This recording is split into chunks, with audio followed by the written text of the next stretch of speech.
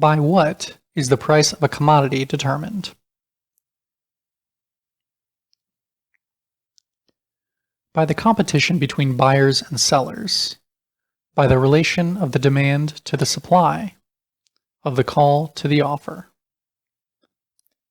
The competition by which the price of a commodity is determined is threefold. The same commodity is offered for sale by various sellers. Whoever sells commodities of the same quality most cheaply is sure to drive the other sellers from the field and to secure the greatest market for himself. The sellers therefore fight amongst themselves for the sales, for the market.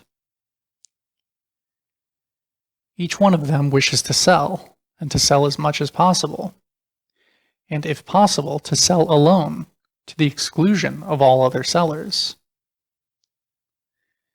Each one sells cheaper than the other. Thus there takes place a competition among the sellers, which forces down the price of the commodities offered by them. But there is also a competition among the buyers. This, upon its side, causes the price of the proffered commodities to rise. Finally, there is competition between the buyers and the sellers.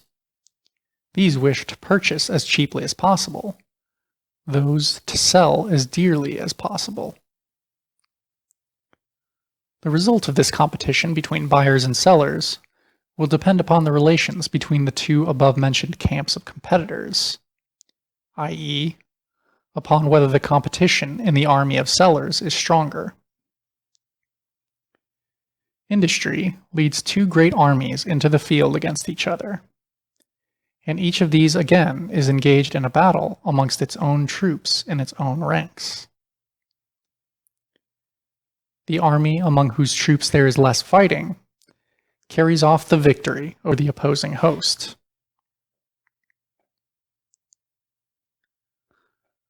Let us suppose that there are 100 bales of cotton in the market, and at the same time purchasers for 1,000 bales of cotton. In this case, the demand is 10 times greater than the supply. Competition among the buyers, then, will be very strong. Each of them tries to get hold of one bale, if possible, of the whole 100 bales. This example is no arbitrary supposition. In the history of commerce, we have experienced periods of scarcity of cotton, when some capitalists united together and sought to buy up not 100 bales, but the whole cotton supply of the world. In the given case, then, one buyer seeks to drive the others from the field by offering a relatively higher price for the bales of cotton. The cotton sellers, who perceive the troops of the enemy in the most violent contention among themselves, and who, therefore, are fully assured of the sale of their whole 100 bales, will beware of pulling one another's hair in order to force down the price of cotton, at the very moment in which their opponents race with one another to screw it up high. So, all of a sudden, peace reigns in the army of sellers. They stand opposed to the buyers, like one man, fold their arms in philosophic contentment, and their claims would find no limit, did not the offers of even the most importunate of buyers have a very definite limit.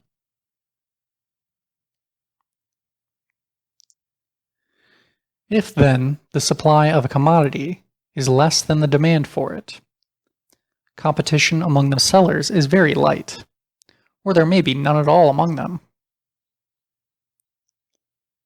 In the same proportion in which this competition decreases, the competition among the buyers increases. The result? A more or less considerable rise in prices of the commodities.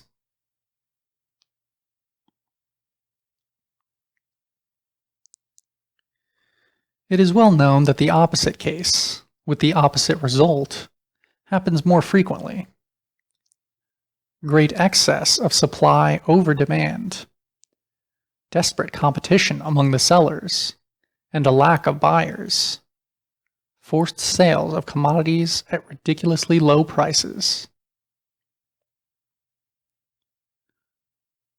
But what is a rise and what a fall of prices? What is a high and what is a low price? A grain of sand is high when examined through a microscope, and a tower is low when compared with a mountain. And if the price is determined by the relation of supply and demand, by what is the relation of supply and demand determined?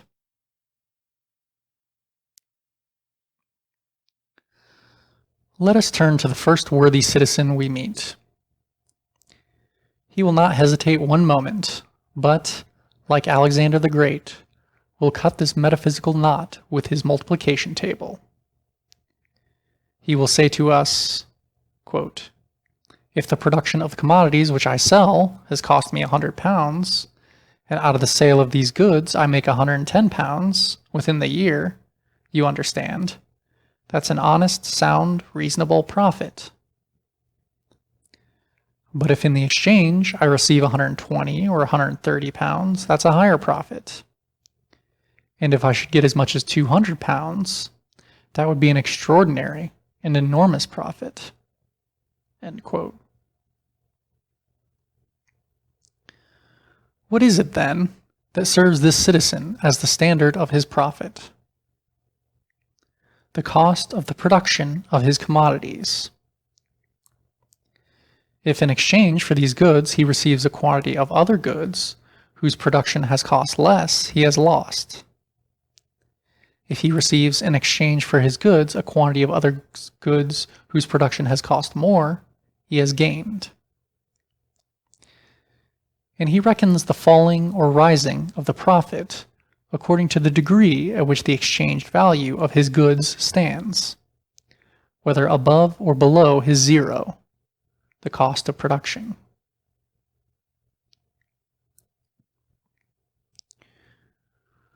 We have seen how the changing relation of supply and demand causes now a rise, now a fall of prices, now high, now low prices.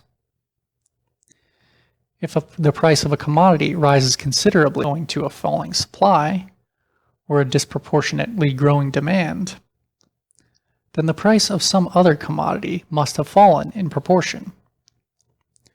For of course the price of a commodity only expresses in money the proportion in which other commodities will be given in exchange for it. If, for example, the price of a yard of silk rises from 2 to 3 shillings, the price of silver has fallen in relation to the silk.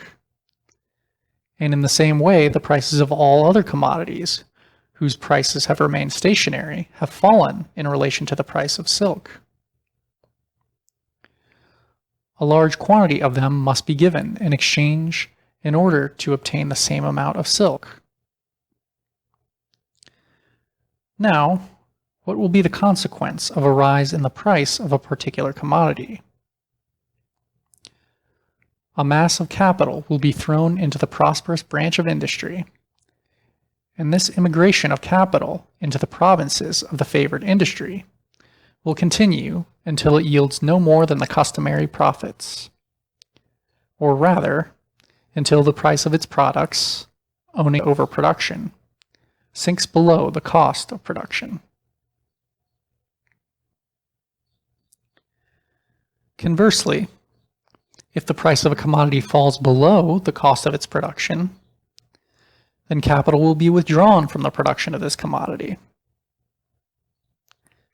Except in the case of a branch of industry which has become obsolete and is therefore doomed to disappear, the production of such as a commodity, that is, its supply, will, owing to this flight of capital, continue to decrease until it corresponds to the demand, and the price of this commodity rises again to the level of its cost of production, or rather, until the supply has fallen below the demand, and its price has risen above its cost of production. For the current price of a commodity is always either above or below its cost of production.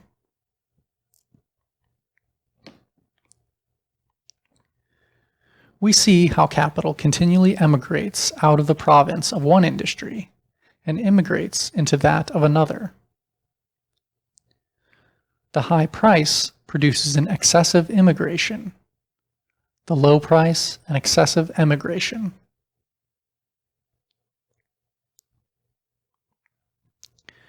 We could show, from another point of view, how not only the supply, but also the demand is determined by the cost of production. But this would lead us too far away from our subject.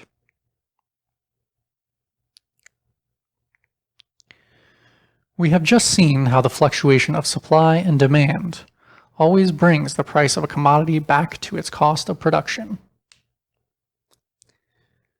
The actual price of a commodity, indeed, stands always above or below the cost of production. But the rise and fall reciprocally balance each other, so that within a certain period of time, if the ebbs and the flows of the industry are reckoned up together, the commodities will be exchanged for one another in accordance with their cost of production. Their price is thus determined by their cost of production.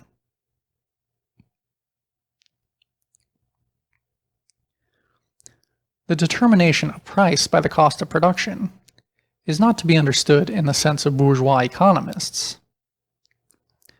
The economists say that the average price of commodities equals the cost of production. That is the law. The anarchic movement, in which the rise is compensated for a fall and a fall by the rise, they regard as an accident. We might just as well consider the fluctuations as the law, and the determination of the price by cost of production as an accident, as is, in fact, done by certain other economists. But it is precisely these fluctuations which, viewed more closely, carry the most frightful devastation in their train, and, like an earthquake, cause bourgeois society to shake to its very foundations.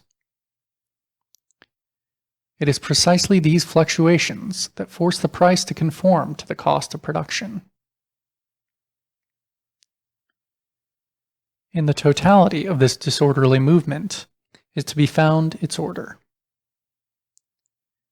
In the total course of this industrial anarchy, in this circular movement, competition balances, as it were, the one extravagance by the other.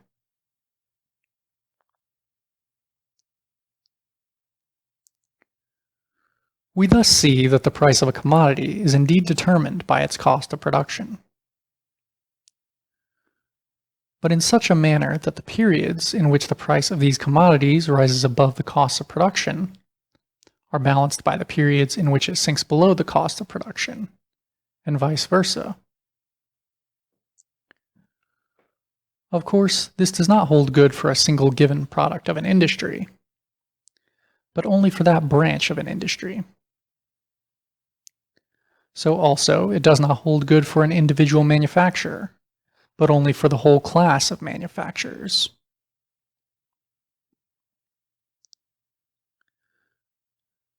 The determination of price by cost of production is tantamount to the determination of price by the labor time requisite to the production of a commodity. For the cost of production consists, first, of raw materials and wear and tear of tools, etc., i.e. of industrial products whose production has cost a certain number of workdays, which therefore represent a certain amount of labor time.